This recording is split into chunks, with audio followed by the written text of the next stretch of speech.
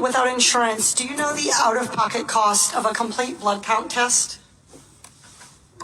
No, ma'am, not immediately. Do you have a ballpark? With a copay, ma'am? No, the out-of-pocket, just the typical cost. I do not, ma'am. Okay, the CBC typically costs about $36. What about the out-of-pocket cost for a complete metabolic panel? Ma'am, I'd have to pass on that as well. You have any idea? You want to take a ballpark? I would say $75. Okay, 58. Getting closer. How about flu A? The flu A test. Ma'am, I would take a guess at about maybe 50. 43? This is like the Price is Right. Flu B? Too high again. I would probably say 44. That's good. How about the cost of an ER visit for somebody identified as having high severity or high threat? Ma'am, that's probably about $3,000 to $5,000. Okay. That is $1,151. This all totals up to $1,331. That's assuming they aren't kept in isolation.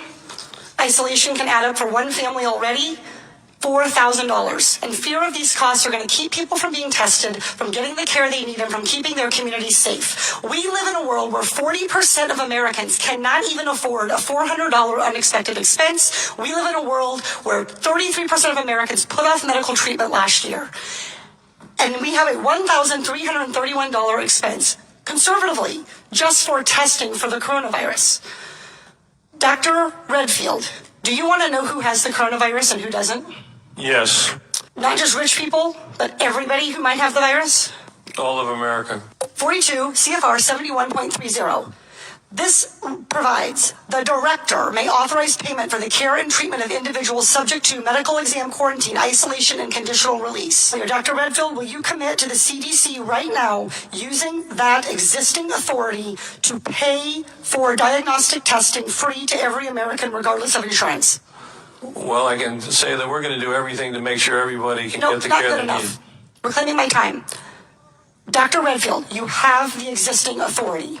Will you commit right now to using the authority that you have vested in you under law that provides in a public health emergency for testing, treatment, exam, isolation without cost, yes or no? What I'm going to say is I'm going to review it in detail with CDC and the I'm department. reclaiming my time. Dr. Redfield, respectfully, I wrote you this letter along with my colleagues, Rosa DeLaura and Lauren Underwood, Congressman Underwood and Congressman DeLaura. We wrote you this letter 1 week ago. We quoted that existing authority to you, and we laid out this problem. We asked for a response yesterday. The deadline and the time for delay has passed. Will you commit to invoking your existing authority under 42 CFR 71.30 to provide for coronavirus testing for every American regardless of insurance coverage? What I was trying to say is that CDC is working with HHS now to see how we operationalize that. Dr. Redfield,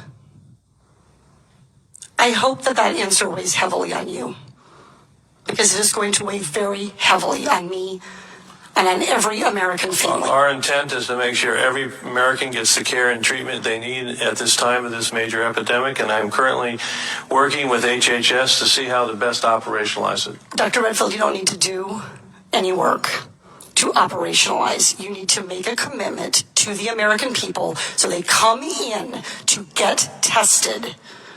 You can operationalize the payment structure tomorrow. I think you're an excellent questioner, so my answer is yes. Excellent. Everybody in America hear that.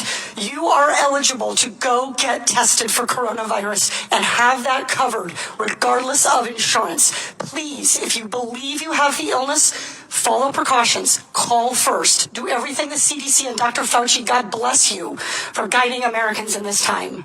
But do not let a lack of insurance worsen this crisis.